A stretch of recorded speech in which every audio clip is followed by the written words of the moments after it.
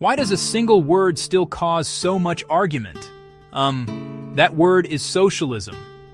For some, it is a beacon of hope, a promise of a fairer and more just world where everyone is cared for. For others, it is a warning, a dark cloud that threatens to take away personal freedom and economic prosperity. Today, as we navigate the complexities of the 21st century, from rising inequality to the rapid pace of technological change, the idea of socialism has returned to the center of our conversations. It forces us to ask fundamental questions about the kind of society we want to build and for the generations that will follow. Many people hold powerful, unshakable beliefs about what socialism represents. Shaped by history, stories passed down through families, and the political winds of the moment. Some remember stark, gray images of 20th century state-controlled economies and the oppression that accompanied them. Others see struggles in their own communities. Let us begin, clearing away the confusion, starting with a simple core idea. At its heart, socialism is about the principle of sharing. It proposes that the most essential resources and the power to make decisions in a society should be shared more broadly among all its people, rather than being concentrated in the hands of a few. This does not mean everyone gets the exact same thing, or that personal property ceases to exist. Rather, it is an approach that prioritizes the well-being of the community as a whole. It operates on the belief that we are all connected, and that a society is stronger when it ensures everyone has access to the basic necessities for a dignified life. In practice, this principle of sharing takes many forms. One of the most common is the expansion of public services. Think of the things that benefit everyone in a community. Schools that educate our children, hospitals that heal our sick, roads and bridges that connect us, parks where we can find peace, and made available to everyone, regardless of their ability to pay. The goal is to create a strong foundation, a safety net that catches people when they fall, and gives everyone a fair chance to succeed. It is about investing in our shared humanity. This idea also extends to the world of work. Socialism seeks to rebalance the relationship between employers and employees. This can mean stronger protections for workers, such as minimum wage laws, the right to form unions, paid sick leave, safe working conditions. The logic is that the people who create the wealth in a company should have a voice in how it is run and a fair share of the profits they help generate. In some models, this goes even further, promoting business structures like worker cooperatives, where the employees themselves are the owners. It is about ensuring that the economy serves people, not the other way around. It is crucial to understand that socialism is not a single, rigid blueprint. It is more like a spectrum of ideas, a collection of tools that can be applied in different ways. To truly grasp what socialism means today, we must understand how it has evolved from its past. The idea first emerged in the 19th century, born from the smoke and steel of the Industrial Revolution. It was a direct response to brutal conditions where even young children toiled long hours for pitiful wages. Early thinkers saw vast inequality, the wealth of the factory owners and the deep poverty of laborers, and called for radical change. They envisioned collective ownership of the means of production, ensuring a fair distribution of the fruits of labor. The 20th century saw dramatic experiments. Governments seized control, abolished private property, and dictated production. While they expanded basic services, they were marked by authoritarian rule, suppression of freedoms, dissent crushed, and severe shortages. This history casts a long shadow. After those regimes fell, a different path emerged in Western Europe. It did not abolish markets, it aimed to tame them. Social democracy accepted market dynamism and insisted on strong public rules, progressive taxation, regulation, and robust public services. The result was a middle road that counteracts inequality and ensures a high standard of living.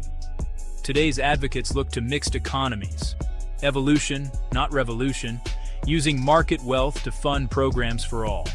A careful effort to make society more equitable and humane. When people search for real-world examples of modern socialism, their attention often turns to the Nordic countries: Denmark, Finland, Iceland, Norway, Sweden. Critics call them socialist. Admirers cite them as proof of a compassionate system. In reality, they are vibrant market economies with thriving private sectors, global companies, and strong respect for private property. What sets them apart is social democracy, a powerful social contract. People pay high taxes and in return receive high-quality public services from cradle to grave. Universal healthcare free at the point of use, tuition-free education from preschool through university, generous unemployment benefits, extensive paid parental leave, affordable housing and clean, efficient transportation, designed to reduce poverty, minimize inequality, and ensure security. Results: top rankings in health, happiness, social mobility, and public trust, among the lowest poverty and narrower gaps. They remain innovative, leaders in design, technology, and renewable energy. Investing in people isn't a drain, it fuels long-term stable growth. Call it by its name: social democracy. The state sets fair rules and uses taxes to broadly share prosperity, while business competes responsibly. Section 5. Myth 1. One of the most persistent myths is that socialism is fundamentally incompatible with freedom. This fear is rooted in the real history of 20th century regimes that called themselves socialist. In the Soviet Union, in East Germany, and in Mao's China, the state exerted total control over people's lives. Freedom of speech, of the press, of assembly, the freedom to choose one's path, were crushed. A solemn reminder: any concentration of unchecked power, state or private, threatens liberty.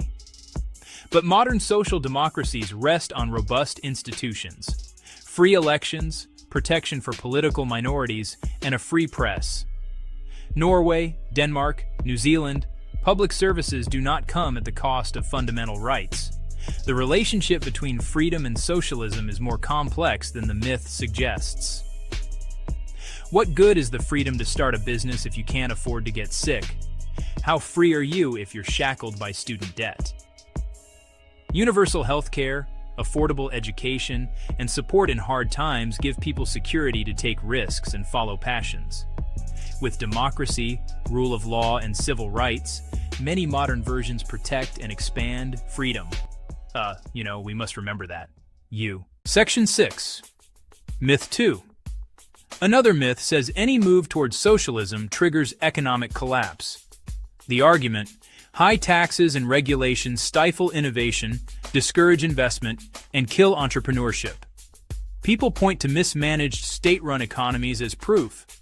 But this is incomplete. It overlooks social democracies that are stable, prosperous, and innovative. Despite higher taxes, these nations have high GDP per capita, low unemployment, and strong innovation. They weathered crises better than many market fundamentalist peers. Investing in education and research builds a highly skilled workforce and seeds new industries. Universal healthcare boosts productivity and reduces sick days. A strong safety net encourages risk-taking without fear of total ruin. Not all interventions are good. Poor design, excessive bureaucracy, and waste can harm any economy. The key isn't the label, but governance quality. Well-regulated markets and effective institutions create a virtuous cycle.